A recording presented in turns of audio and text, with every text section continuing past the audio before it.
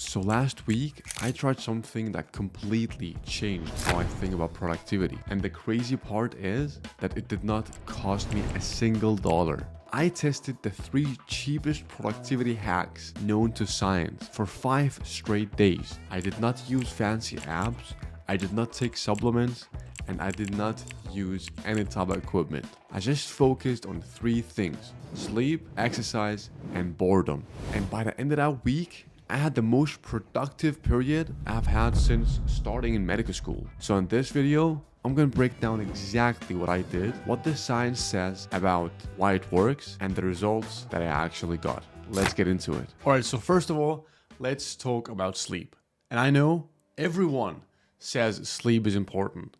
Your mom says it, your doctor says it, and literally every productivity guru out there. But here is the thing, saying it and actually doing it are completely different things. So I decided to commit to 7.5 hours every single night. And I'm not talking just being in bed for 7 hours while scrolling TikTok. I'm talking about actual sleep. So I set a non-negotiable bedtime of 10:30 p.m. So there is this researcher named Matthew Walker who literally wrote a book on sleep called Why We Sleep. And he talks about that even a single night of sleeping less than 6 hours can impact your cognitive functions the next day by up to 30%. And that's like trying to study while being drunk. But what really got me was a study that tracked 40,000 people. And they found that once you go below 7 hours, your problem solving ability, your memory consolidation, and even emotional regulation start to tank. And the scary part is you stop noticing, but your brain is not running in an optimal way. So here is what I did differently. I treated my bedtime like a non-negotiable appointment. I treated the hour I had to go to bed like a meeting I had with a big CEO who's gonna invest $1 billion in me. So that way, I gave it a very huge importance. I had to make it to the appointment. I had to sleep. And like every important appointment you have in your life, you set an alarm. So I decided to set an alarm, one at 9:30 p.m. And because the appointment was too important, I set another alarm at 10 p.m. just to remind myself that, listen buddy, you gotta go to bed. And honestly, at the beginning, it was a little bit difficult because I was thinking about all of the stuff that I could be doing instead of sleeping. But by night 3, something clicked. I started falling asleep faster. And when my alarm went off at 6 a.m., I was not hitting snooze anymore. I just woke up ready. So set an alarm, not only for when you have to wake up, but also for when you have to go to bed. Treat it like $1 billion meeting, and I promise you, you will see results. So the second thing I focused on for the last 5 days is exercise. And listen, I'm not about to tell you that you need to hit the gym for 2 hours every single day or run a marathon every single morning. Sometimes in medical school, I feel like I barely have time to eat lunch.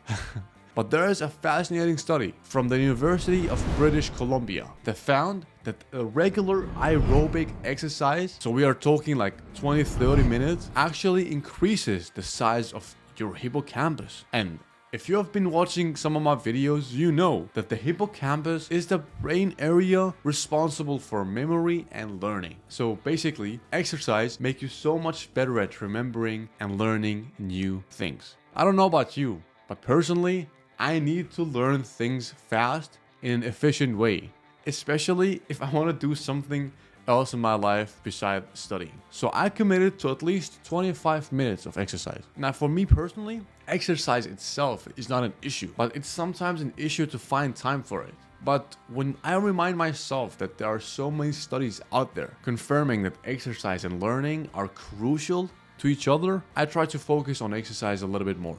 And it motivates me to actually exercise because it's easy to fall in the trap of thinking that exercise is a luxury or that exercise is a waste of time and you should be better off focusing on studying or working or whatever you're doing. But exercise is a necessity for your brain. If you've seen one of my other videos, you would know that there's something called BDNF, brain-derived neurotrophic factor, which is basically like the fertilizer for your brain. And exercise increases BDNF levels, which helps the brain form new neural connections. But the thing that actually surprised me was not only the neurological benefits of exercise. When I increase my daily movement, I also noticed that I sleep better. I'm in better mood. I have a lot more mental clarity. I don't need a lot of coffee to stay awake. So my advice to you would be this. If you're not a fan of exercise and it's something that you have to force yourself to do, I understand. Just start out small. Start out by doing 10-minute walk or a 15-minute run and build on top of that.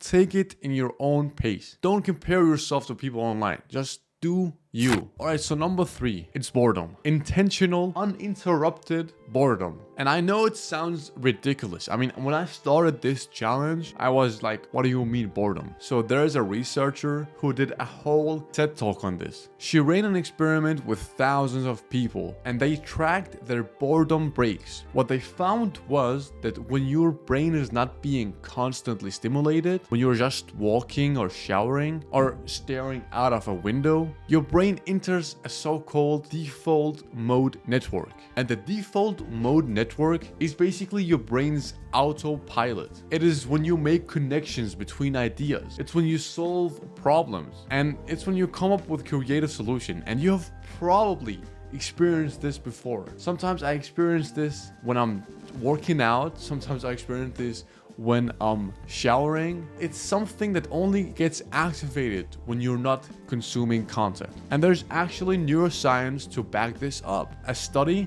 from the University of Southern California found that the people who took regular breaks from screens and just let their minds wander had significantly better problem-solving skills than people who were constantly engaged with their phones. So for the last couple of days, I have been blocking out some breaks where I do absolutely nothing. I don't look at my phone, I don't look at my laptop, I just sit and look at the wall. At first, it felt kind of weird. I'm not gonna lie to you. It is kind of weird. You're gonna think about a million things, but that is the point. It's supposed to be difficult in the beginning. But what I experienced personally, that on day 3, when I would be walking or looking at a wall or just doing nothing, ideas for videos started to come to me. I started getting like creative solution to problems that I've had for a long time. And this is something that doesn't only help you in business, in school, or at work, it also helps you become a more engaged human being. Because if you are comfortable with being bored, you can have way more interesting conversations with people. You can have interesting conversations with yourself. You can focus better. So if you want to increase your productivity and